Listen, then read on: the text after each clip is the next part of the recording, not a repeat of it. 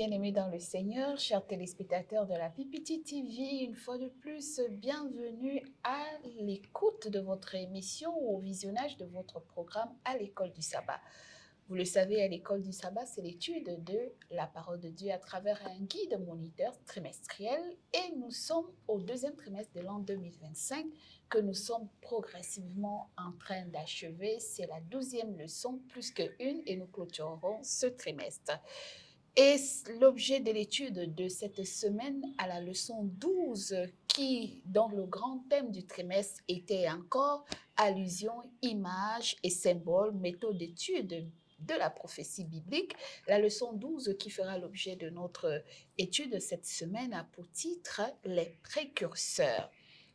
Et avant d'aborder les différentes leçons, nous, comme à la coutume, nous présentons notre invité du jour, le pasteur Jérémy Kadima. Bonjour pasteur. Bonjour ma sœur, bonjour tout le monde. Et bienvenue une fois de plus à ce programme. Merci beaucoup.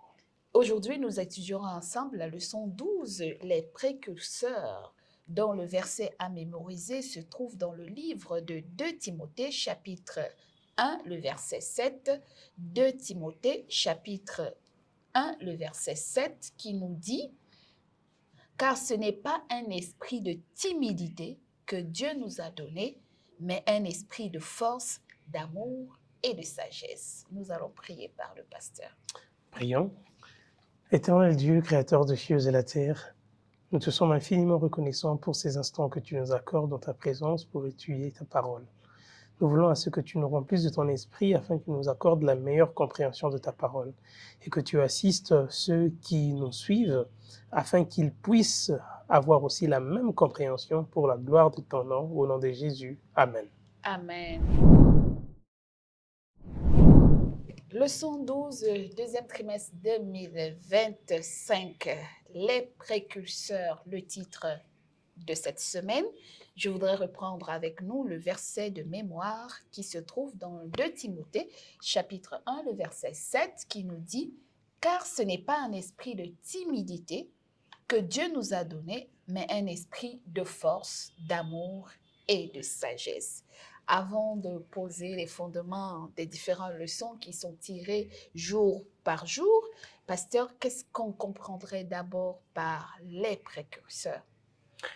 Oui, les précurseurs, surtout que nous sommes en train de parler des prophéties, fait référence à, étymologiquement, le terme fait référence à ce qui se produit avant. Voilà. Donc, avant que l'événement proprement dit n'arrive, il y a des éléments qui les donc les précurseurs sont en quelque sorte les événements qui précèdent le grand événement. Ici, nous parlons de la seconde venue de Christ, nous parlons de la fin des temps, nous parlons de ce qui se produit avant qu'il ne revienne, nous parlons du comportement et de l'attitude, le caractère même du peuple de Dieu. Donc les précurseurs font référence exactement à toutes ces réalités que nous sommes appelés à connaître avant que la plus grande des réalités ne se produise, la parousie. Au-delà des réalités, il y a aussi les acteurs. Les acteurs, effectivement. Voilà. Et justement, dans la leçon de samedi, on a abordé un certain rappel historique sur les attitudes de 3 jeunes Hébreux, Shadrach, Meshach Abednego. et Abednego. Et puis, on a parlé également de l'attitude des premiers chrétiens croyants du premier siècle et tout ce qu'ils ont tenu et fait dans une certaine période. Et on se demande alors...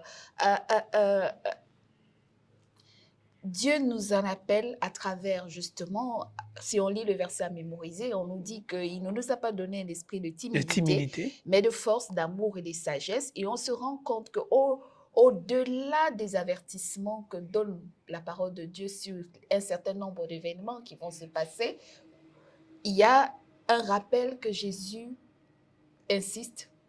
Croyez en Dieu et croyez en moi et que votre cœur ne se trouble point. Alors, certaines allusions des récits bibliques de l'Ancien Testament comme du Nouveau Testament font continuellement écho de cet avertissement. Que devons-nous retenir?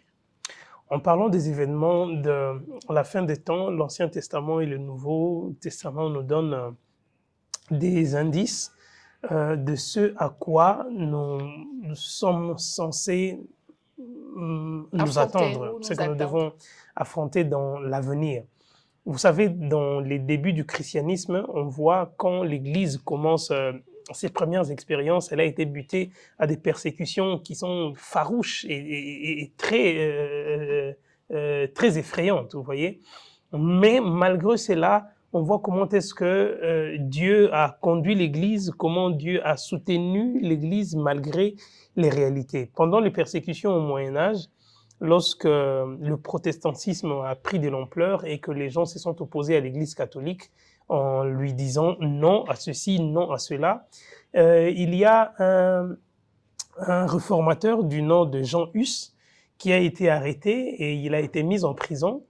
Pendant qu'il était en prison, il se préparait à être exécuté le jour suivant au bûcher. Il avait une bougie dans sa petite cellule. Il était en train de tester l'ampleur de la chaleur. Il prenait la main, quand ça brûlait, il l'enlevait, il l'essayait. Et là, il s'est posé la question de savoir, mais comment est-ce que je vais supporter la chaleur du bûcher si je ne suis même pas capable de supporter les flammes, les petites flammes de la bougie. Et le lendemain, lorsqu'on l'a mis au bûcher, l'histoire raconte que pendant qu'il brûlait, il chantait. Donc Dieu sait comment nous préparer à affronter les événements du dernier temps. Les histoires racontées dans l'Ancien Testament, dans le Nouveau Testament, nous servent de leçons. Elles ne sont pas là pour nous effrayer, mais elles nous préparent. Lorsque nous avons une confiance assidue et notre fidélité est constante envers Dieu, peu importe les événements, peu importe les circonstances, nous tenons ferme et Dieu nous aide à traverser les temps et les circonstances. Et c'est cela qui nous demande de ne pas avoir un cœur Que votre troublé. cœur ne se trouble point. Croyez en Dieu, croyez en moi. Vous savez, lorsque le Christ dit que votre cœur ne se trouble point, on ne peut dire cette parole qu'en sachant très bien que des événements arriveront et qui pourront troubler le cœur. Et Dieu fait un appel à la confiance. Il dit que je m'en vais, mais je reviendrai. En m'en allant, les problèmes pourraient surgir. Comment vous vous comportez face aux problèmes? Comment vous vous y prenez face aux difficultés? Vous renoncez aussi facilement ou vous croyez en Dieu et vous tenez à ses promesses? Ça, ce sont des questions que nous devons nous interroger, peu importe les réalités de la vie. Et justement, merci beaucoup. Et la leçon de dimanche, Daniel 2 et l'approche historiciste de la prophétie, nous apprend encore cette histoire dans la trame de la géopolitique et la géostratégie du monde actuel, avec les rivalités hégémoniques entre les grandes puissances et puis certaines alliances qui se sont faites. Dans la leçon déjà, on a abordé un certain nombre d'alliances qui se sont faites entre la Grande-Bretagne et les Allemands, qui étaient de souche allemande et qui se sont unis avec les anglo-saxons pour essayer de former une famille, d'où l'histoire nous rappelle que le grand château, la maison de Buckingham aujourd'hui, avec la famille Windsor, aux origines, ce n'était même pas le nom de Windsor. Non, non. Il y a eu des mélanges. Donc, ces alliances-là qui essayent de déjouer, un peu comme les alliances actuelles, on parle de l'Union européenne, on parle des États-Unis et de la Grande-Bretagne dans un bloc de G7, G8, et puis on parle également du nouveau bloc des BRICS avec la Chine, la Russie, l'Inde, le Brésil. Et on voit que l'Afrique du Sud. Voilà, et on voit que de tout temps, ces puissances, ces nations essaient de créer un bloc ou des alliances pour contrefaire ou faire mentir la prophétie. Bon, il y a une particularité, vous savez, nous servons un Dieu qui est vivant, un Dieu qui est suprême. Quand vous lisez l'histoire de la prophétie de Daniel, le chapitre 2... Qui dit que l'argile et le fer ne pourront pas s'allier. Exactement. Dieu commence par donner un résumé du pouvoir politique mondial. Dès l'époque de Nebuchadnezzar avec l'Empire babylonien, jusqu'à ce que le Christ revienne. Il les détaille de façon particulière avec toutes les précisions possibles. Et nous voyons tout le long de l'histoire, tout le cours de l'histoire, comment toutes ces prophéties se sont accomplies, les unes à la suite des autres. Mais ce qui m'intéresse le plus, c'est exactement ce que vous venez de mentionner. C'est la dernière partie de la statue que Daniel est en train de voir, qui est composée de... Même pour aider nos téléspectateurs qui ne connaissent pas, c'est-à-dire le roi Nabuchodonosor ou Nebuchadnezzar, dans certaines traductions, fait un rêve où il perd. Nous sommes dans Daniel 2, pour ceux Daniel qui lisent, chapitre 2. Daniel chapitre 2, c'est dans l'Ancien Testament. Il fait un rêve, il oublie le sens même de son du rêve songe. et les détails du songe. Mhm. Et puis, il fait appel à tous les sages, les astrologues, les magiciens et toute la satrapie de la science de son époque pour lui rappeler non le seulement songe et lui en donner l'explication. Et ce qui est révélé impossible, il y a un décret de mort qui est donné pour tous les sages, contre tous les sages. Contre tous les sages de son royaume. Et puis, il y a donc Daniel. Et ses 3 amis qui sont concernés. Qui sont concernés malheureusement parce ou qu'ils heureusement. font partie de la classe des sages de Babylone de cette époque, bien qu'étant esclaves israélites. Oui, dans l'ancien temps, lorsqu'on allait en captivité, le roi sélectionnait les têtes les plus brillantes et les intégrait dans sa cour. Dans son conseil de sages. Quand Daniel, quand la loi a été annoncée qu'on va exterminer, parce qu'effectivement, le roi Nebuchadnezzar a demandé aux sages et aux satrapes de venir lui donner, d'abord lui rappeler les songes. Vous savez que c'est un défi énorme. De rappeler à quelqu'un ce qu'il a rêvé. Je dors dans ma chambre, sur mon lit, dans ma couche. Je fais un songe, vous n'étiez même pas là, vous ne dormez pas dans la même pièce que moi, vous n'êtes même pas ma femme pour dormir à mes côtés, et vous vous réveillez de bon matin, je dois vous rappeler ce que vous avez vu dans votre songe. Et puis je dis, et je dois vous en donner l'explication. C'était un défi. Et vous savez, les hommes, les satrapes, les magiciens, les sorciers, ils ont dit, mais c'est que demande le roi est impossible. Seuls les dieux dont la demeure ne se trouve pas parmi les hommes peuvent donner suite à cela. Et effectivement, ils avaient raison, parce qu'il existe un Dieu dans le ciel qui non seulement pouvait rappeler au roi ce qu'il avait vu, mais aussi lui en donner la révélation, l'explication. Et j'aime la réponse de Daniel dans le livre de Daniel, le chapitre 20, chapitre 2, Daniel chapitre 2, le verset 20. Il dit, Daniel prit la parole et dit, « Béni soit le nom de Dieu d'éternité en éternité. À lui appartiennent la sagesse et la force. » Verset 21. C'est lui qui change les temps et les circonstances et qui renverse et qui établit. Et puis Daniel va plus loin, il dit que c'est ce Dieu-là qui m'a révélé le mystère de ce que tu as vu. Donc, vous voyez, on est dans une sorte de méandre où il y a plusieurs divinités qui s'affrontent. Parce que les magiciens, les sorciers, tous ces gens, ils avaient leur Dieu auquel ils s'attachaient. Et Daniel, lui aussi, avait son Dieu, le véritable Dieu. Il convoque ses 3 amis, ils se mettent en jeûne ils se mettent en prière. Et Dieu leur révèle ils consultent et Dieu, parce que ici de façon, je vais aller rapidement, c'est Dieu qui a donné le songe à Nebuchadnezzar. Voilà, d'abord. C'est Dieu qui lui a donné le songe, parce que Nebuchadnezzar, quand vous lisez les versets précédents et même le tout premier chapitre, Nebuchadnezzar se promenant sur sa véranda, contemplant la beauté de son empire, et il s'est posé la question de savoir jusqu'à quand son règne allait s'étendre. Et Dieu lui donne la réponse pour lui dire que non seulement toi, mais autant d'autres royaumes suivront. Donc Dieu est en train de démontrer que c'est lui qui établit, effectivement ce que Daniel dit, c'est lui qui établit le pouvoir. C'est lui qui fait venir des temps et des circonstances, il met les rois et il les remplace. Bon, ici, ce qui m'intéresse, la statue que Daniel est en train de voir est composée de plusieurs parties. Il parle de la tête en or, qui est le roi Nebuchadnezzar avec l'empire babylonien. Il parle de le thorax, la poitrine et les bras qui sont constitués de le fer, comment d'argent, qui représente l'empire médo-persan. Et puis après, vous avez la troisième partie, les cuisses qui sont composées des reins. Les reins, c'est le troisième métal en termes de valeur. Voilà. Et après, qui représente... Lorsqu'on fait les compétitions olympiques, il y a l'or. Exactement, il y a l'or, il y a l'argent, il y a les reins. Bronze, qui est les reins. Exactement. Voilà. Et qui représente l'empire macédonien avec Alexandre le Grand. Et après, vous avez les pieds qui sont faits en fer, composés de fer. La 4e partie. Exactement, qui illustre l'empire romain.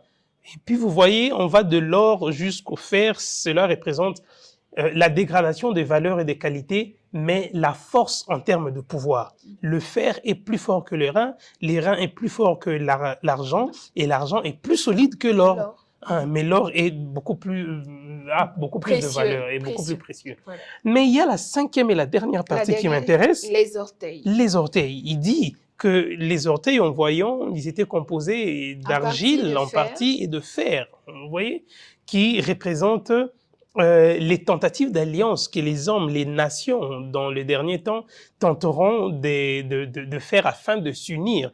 Mais comme le fer ne peut pas s'allier à l'argile, toutes ces tentatives ne serviront à rien. Et malheureusement ou heureusement, c'est le temps dans lequel nous sommes en train de vivre. C'est pourquoi ça m'intéresse le plus. Nous sommes en train de voir, en Europe, par exemple, avec Napoléon Bonaparte, il y a eu des tentatives d'unifier l'Europe, mais qui n'a pas réussi. Hitler est venu par après, avec la Seconde Guerre mondiale, il y a eu des tentatives d'unifier l'Europe et le monde entier, mais cela n'a pas tenu.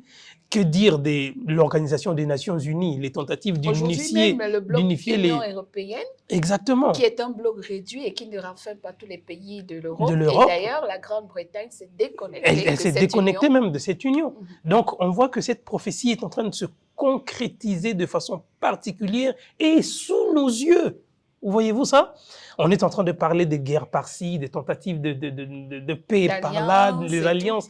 Mais Dieu a dit, toutes ces tentatives d'alliance ne serviront à rien. Et alors, on se comprend que si l'histoire confirme la révélation ou l'interprétation prophétique que nous avons de Daniel 2, qu'en sera-t-il des prophéties de l'avenir? Exactement. Ça, ce sont des indices qui démontrent que la parole de Dieu est véritable. Ce qu'il annonce, il le concrétise exactement. Dans l'ancien temps, nous avions vu ce qui s'est produit par rapport à certaines prophéties et nous croyons, parce que la prophétie de la statue ne s'arrête pas là. Daniel est en train de voir le détachement d'une pierre sans le secours d'aucune main qui vient et qui va frapper la statue à partir du pied. Il ne frappe pas la statue à partir de la tête, mais à partir du pied, ce qui représente... la pierre représente le royaume que l'Éternel va installer dans l'humanité tout entière en détruisant tous les autres qui sont passés bien avant. Et seul le Christ a la solution aux problèmes que connaît le monde.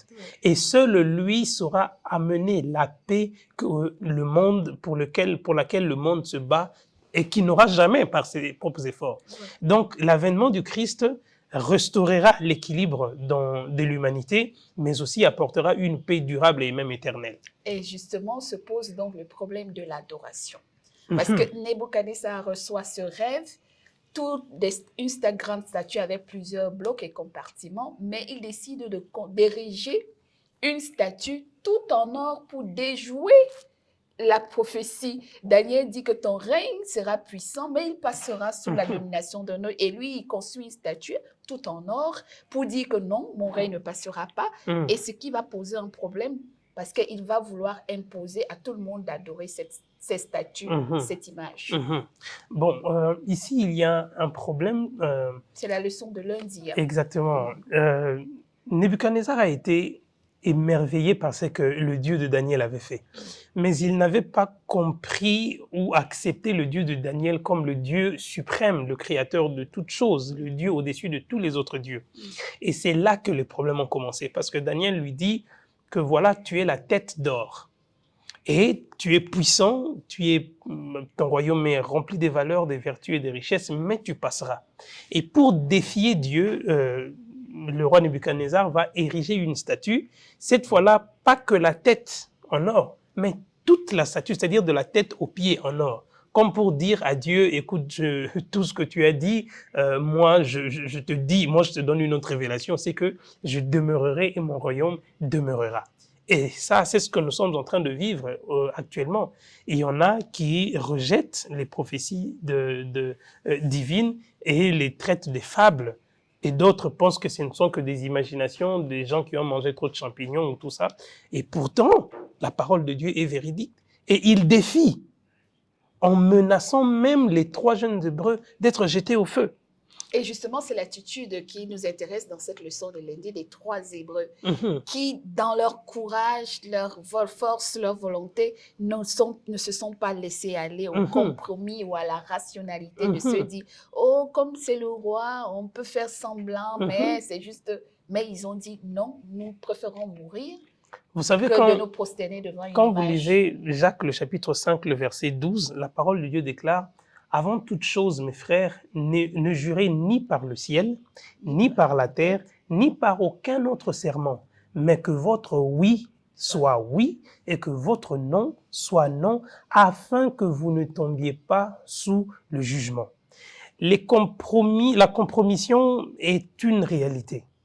Mais notre fidélité à ne pas céder face aux émotions et aux sentiments, parce que Shadrach, Meshach et Abednego, après le succès dans l'interprétation et le rappel du songe de Nebuchadnezzar, le roi les avait élevés.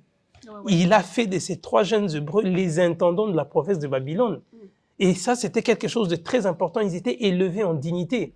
Mais face à l'adoration du véritable Dieu, face à la vérité, ils n'ont pas cédé à cause des richesses, ils n'ont pas cédé à cause des intérêts, ils n'ont pas cédé à cause des avantages. Ils ont regardé le roi droit aux yeux. J'aime ce qu'ils ont dit, si tu permets qu'on le lise, le verset 16 du chapitre 3. Shadrach, Meshach et Abednego répliquèrent au roi Nebuchadnezzar, « Nous n'avons pas besoin de te répondre là-dessus. Voici notre Dieu que nous servons peut nous délivrer de la fournaise ardente et nous délivrera de ta main au roi. » Parce que le roi leur avait dit, « Je vais vous mettre dans la fournaise ardente et quel est ce Dieu qui vous délivrera de mes mains ?» Et le verset 18, il dit, « Sinon, sache au roi que nous ne servirons pas tes dieux et que nous n'adorerons pas la statue d'or que tu as élevée. » Donc, la fidélité face aux promesses de Dieu, face à la loi de Dieu, face à ce que l'Éternel a établi, la véritable adoration du Créateur des cieux et la terre est très importante et elle marquera même la différence entre le peuple de Dieu, ceux qui lui appartiennent et ceux qui ne sont pas de lui dans la fin des temps. Et c'est crucial de savoir qu'on peut se laisser mourir pour un commandement, ne pas adorer une autre. Malheureusement, ça peut arriver que l'on en meure. Mais vous savez, le plus important, ce n'est pas de mourir. Le plus important, ce n'est pas de ne pas mourir. Le plus important, c'est de rester droit. Vous savez, il y a beaucoup de gens dans la Bible que Dieu a délivrés, et il y en a parce que Nebuchadnezzar va regarder au beau milieu de la fournaise, irrité, en colère, il a même exigé qu'on chauffe 7 fois la fournaise que d'habitude. Mais quand on jette les gens et qu'il regarde lui-même, Dieu lui donne une seconde révélation. La première, c'était le songe. La deuxième, il lui dit, pas besoin d'interprétation, tu vas voir de tes propres yeux. Et il regarde, il dit, mais n'avons-nous pas jeté 3 hommes dans le feu? Mais comment je vois? J'en compte 4. Ceux qui étaient avec lui n'ont pas vu 4. C'est lui seul qui a vu les 4. Ça, c'est Daniel 3. Oui, et il dit la 4e personne a une apparence d'un fils de Dieu. Vous voyez? Nebuchadnezzar voit même en avance l'incarnation de Jésus au beau milieu de la fournaise. Donc, n'ayons pas peur du fait de mourir à cause de la vérité ou de manquer certains avantages et intérêts à cause de la vérité. Que votre oui soit oui et que votre non soit non. Et ce problème va se poser d'ailleurs plus tard avec une question toujours d'adoration dans la leçon de mardi, où on voit que par rapport aux 3 Hébreux qui sont restés fidèles, il y aura une prédisposition, une tendance quand même dans les derniers temps où ou bien ce dilemme, ce problème va se poser entre adorer Dieu selon son exigence ou adorer la bête et son image. Et on voit dans Romains chapitre 1er que curieusement, la colère de Dieu va s'abattre. Romains chapitre 1er, verset 18 dit « La colère de Dieu se révèle du ciel contre toute impiété et toute justice des hommes qui retiennent injustement la vérité captive et qu'à cause de cela, parce qu'ils ont préféré adorer la créature que d'adorer Dieu. » Que d'adorer le Créateur. Voilà, Dieu le Créateur. Et nous y allons progressivement dans un système monde où nous serons amené à choisir entre adorer Dieu, le Créateur, ou adorer autre chose.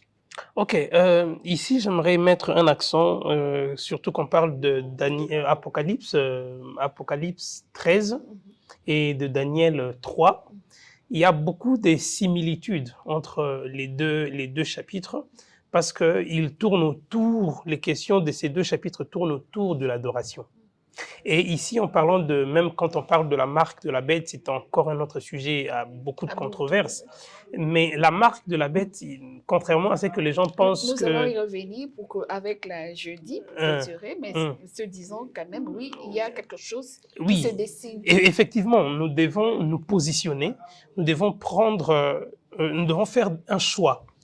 Le problème avec notre existence se résume par des choix. Dieu lui-même dit, je mets devant toi 2 chemins. Choisis lequel tu veux suivre, soit la vie ou soit la mort. Et la question de l'adoration des créatures est un problème qui a commencé depuis le ciel. Il y a une créature qui a osé défier Dieu. Il a même dit que je placerai mon trône au-dessus des étoiles et je serai semblable au Très-Haut. Et quand il a échoué dans le ciel, il vient sur terre, il crée des acolytes et il a soif d'être adoré, il a soif de se faire passer pour celui qui mérite l'adoration. Et nous devons faire très attention sur les commandements de Dieu parce que c'est que Dieu recommande, le simple fait de l'accepter est une preuve de soumission et d'adoration, et le fait de le rejeter est une preuve d'avoir fait un choix d'adorer ou de préférer une créature en lieu et place du Créateur. D'ailleurs, le commentaire fin mardi dit « Adorer ne signifie pas nécessairement se prosterner et offrir l'encens, même si cela peut en faire partie. Nous adorons ce qui a notre allégeance ultime quand vous considérez qui est Dieu, notre Créateur, et ce qu'il a fait pour nous en Jésus-Christ en tant que notre Rédempteur. Il est évident que lui seul doit être adoré.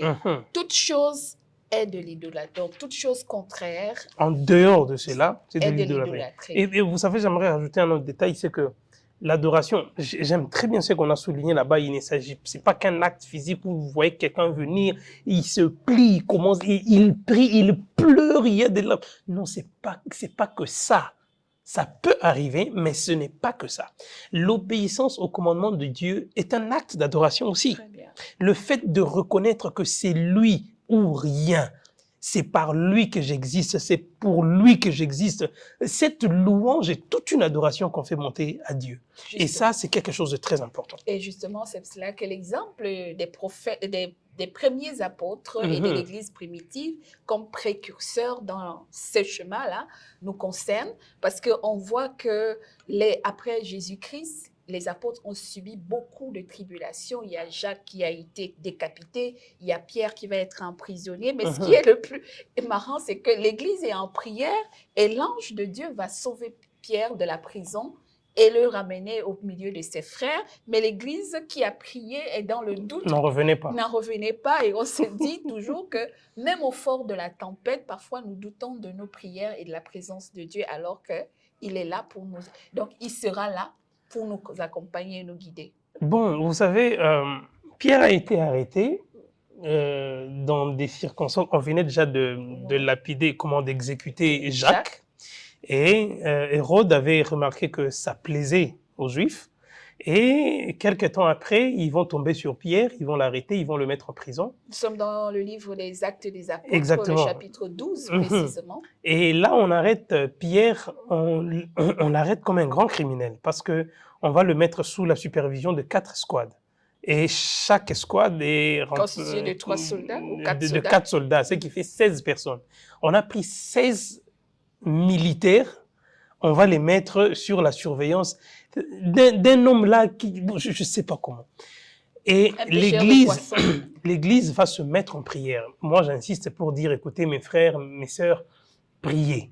Peu importe les circonstances, peu importe la réalité, peu importe la difficulté, priez. Vous n'avez aucune idée de ce que la prière peut accomplir. Jacques est mort, je suppose que les gens avaient prié. Dieu était en train de voir. Mais quand l'Église s'est mise, et puis il ne s'agit pas d'une prière de « voilà, je me réveille le matin, merci pour m'avoir donné le souffle de vie, Seigneur. À midi, je vais manger, merci pour le repas que tu me donnes. Le soir, je vais dormir, Seigneur, protège-moi. » Il ne s'agit pas de cette prière. C'était une prière constante, fervente, et qui a permis à ce que les résultats soient très bien produits. Et là, lorsque les résultats sont produits, l'Église est surprise. Ceux qui priaient n'en revenaient pas. Dieu peut vous surprendre, Dieu peut vous étonner et Dieu peut vous émerveiller et vous réaliserez combien vos prières peuvent produire des résultats vraiment adéquats. Et franchement, on revient justement sur la question de la marque de la bête et de l'interprétation qui fait aujourd'hui beaucoup de débats polémiques, même au sein de l'Église adventiste. On se demande, mais la marque, c'est quoi la bête et tout? Est-ce qu'on est vraiment dans un schéma de combat contre le 4e commandement ou pas?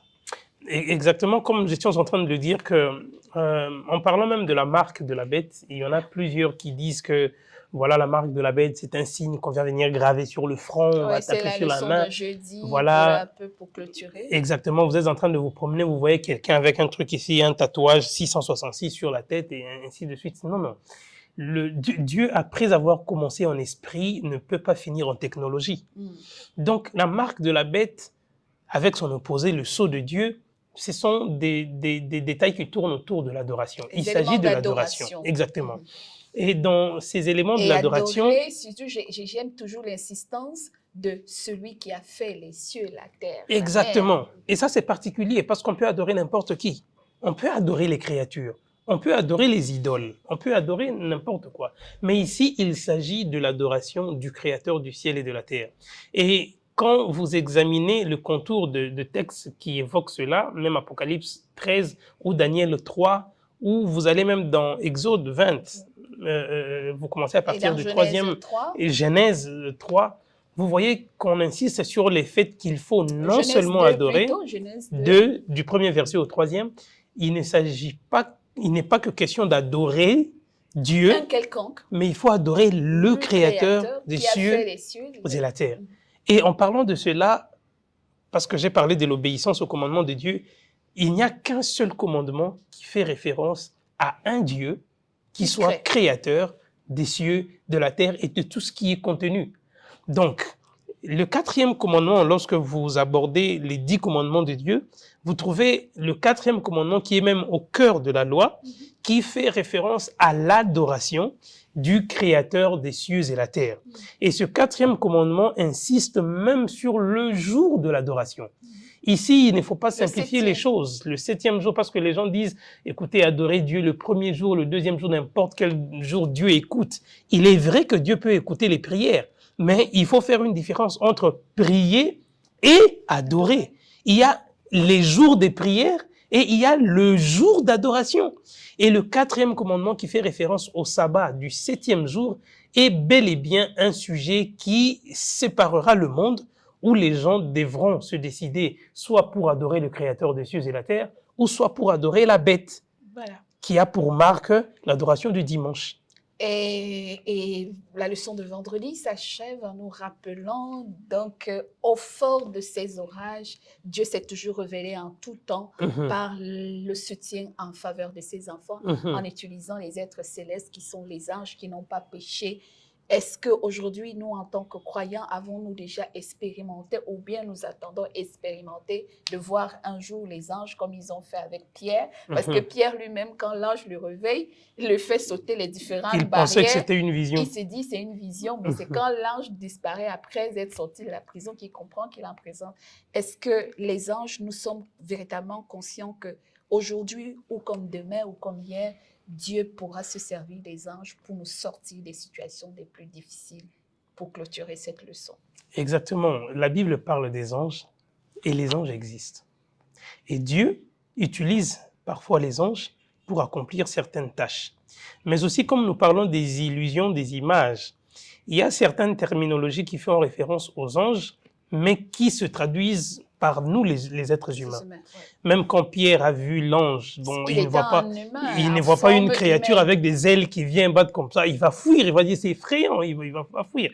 Mais c'est en forme humaine. Dieu utilise beaucoup plus... Comme Abraham qui a reçu 2 visiteurs humains, mais sachant pas que c'était des anges. C'est une réalité. Dieu utilise des êtres célestes en forme humaine pour délivrer son peuple de plusieurs façons. Et cela concerne la capacité de croire de ceux qui bénéficient de cela. Vous voyez, Pierre a vu la lumière, mais les soldats, les militaires n'ont rien vu. Vous voyez, au beau milieu de l'obscurité, la Bible dit que l'ange a brillé par cette lumière, mais personne n'a vu à part Pierre lui-même. Donc, c'est une évidence. Et jusqu'à la fin de temps, même quand l'éternité arrivera, nous serons toujours assistés par ces créatures merveilleuses et nous jouerons aussi le rôle des messagers de Dieu pour annoncer ce qu'il a annoncé. Donc, notre cœur ne se trouble point. Au cœur des orages qui s'annoncent et qui vont s'abattre ou qui s'abattent au quotidien, que notre cœur ne se trouble point. Le Seigneur décide quand il voudra nous sauver ou envoyer ses anges nous porter dans nos mains. C'est pour nous de retenir que ce n'est pas un esprit de timidité que Dieu nous a donné, mais un esprit de force, d'amour et de sagesse. Gardons cet esprit en nous comme ces braves, ces précurseurs, ces apôtres, ces disciples, ces 3 Hébreux comme Daniel. Gardons cette force que l'Éternel ne nous abandonnera jamais et que sa grâce nous accompagnera jusqu'au bout de la bataille. Que Dieu nous aide à rester fidèles. Si le Christ ne revient pas maintenant, nous serons nous aussi les précurseurs, témoins de ce que nous aurons vécu de la grâce de Dieu ou à jamais pour les générations à venir. Nous allons demander au pasteur de nous bénir par sa prière. Merci Seigneur pour ton amour infini envers nous. Tu nous as assistés depuis le début et tu as cheminé avec nous. Nous sommes à la fin. Nous disons à ce que ton nom soit à jamais glorifié. Merci pour nos frères et sœurs qui nous ont suivis. Accorde-leur aussi une intelligence supérieure pour qu'ils comprennent davantage tes révélations contenues dans ta parole. Au nom de Jésus. Amen. Amen. Si vous avez aimé, n'oubliez pas, likez, laissez-nous vos commentaires ou vos questions si vous le voulez. Nous serons prêts à vous répondre dans nos différentes plateformes. Partagez la vidéo. Merci de nous avoir écoutés. Au revoir.